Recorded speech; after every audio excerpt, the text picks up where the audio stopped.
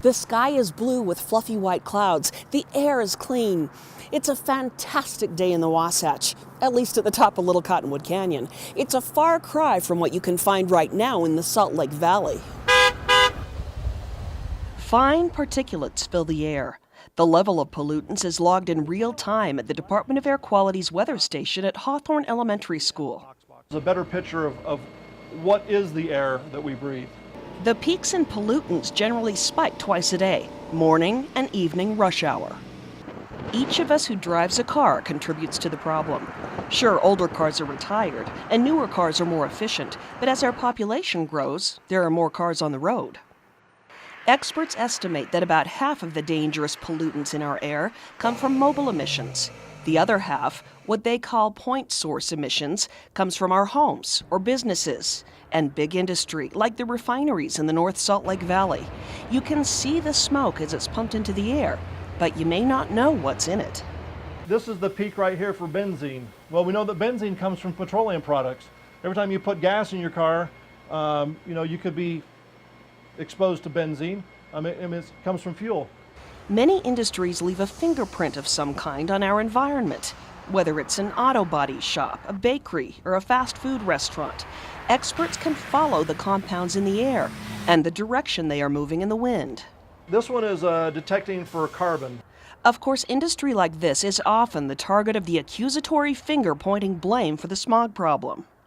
But the air we see and breathe today is nothing like it was in the mid-1980s, when at the north end of Utah Lake, Geneva Steel was fully operational.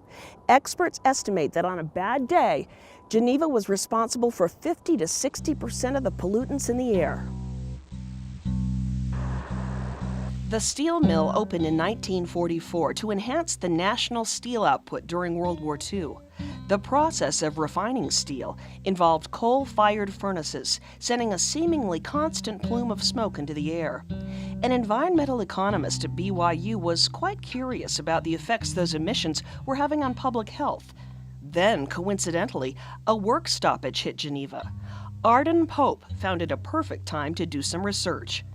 Pope gathered data from hospital admissions throughout northern Utah from the time before Geneva closed, during the closure, and after it reopened. He was specifically interested in the records of children suffering poor respiratory health. So it turned out the results were quite dramatic and quite obvious that Geneva Steel had a substantial impact on the air quality in the valley, and that air quality was impacting the health of our children.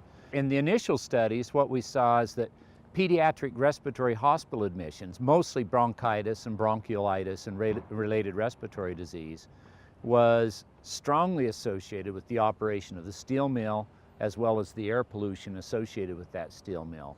And the results were even more telling. We were fairly naive. We thought, it's just going to be respiratory disease.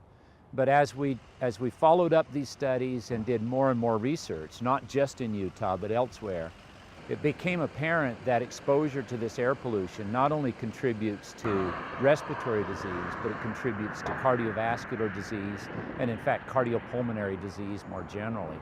Rates of asthma and respiratory problems were twice as high when Geneva was in operation. And those were groundbreaking studies for the entire nation, if not the world, because they showed a dramatic difference in hospitalizations for things like heart and lung disease, just corresponding exactly with the opening and closing of the Geneva plant. The scientific and medical world took note of Pope's findings. And even today, watchdog groups use his data as ammunition to take industry to task for causing disproportionate levels of damage to an environment that affects us all. They will just continue to do them as long as they can until there's enough public outcry to say you can't do that anymore. Moms for Clean Air is one group in the process of suing Kennecott, which admittedly is responsible for nearly 6% of the toxins in our air. Most of our refineries and whatnot are in compliance with federal laws. They're still externalizing a lot of their costs of their air pollution onto the community. Yet experts at the mining operation contend they're cleaning it up.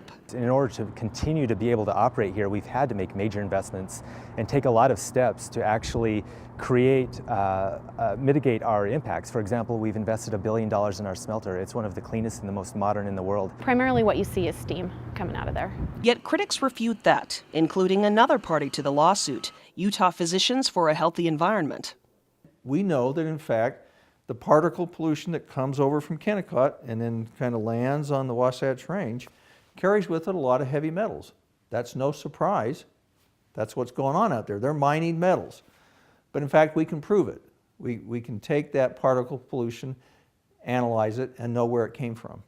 Kennecott claims to have gone great lengths to be a good neighbor and a positive contributor to this community. Just look around, they say, and you could see its impact. In our next report, we'll take a closer look at what Kennecott and other businesses and communities are doing to help improve our environment. For the Utah League of Cities and Towns, I'm Susan Wood.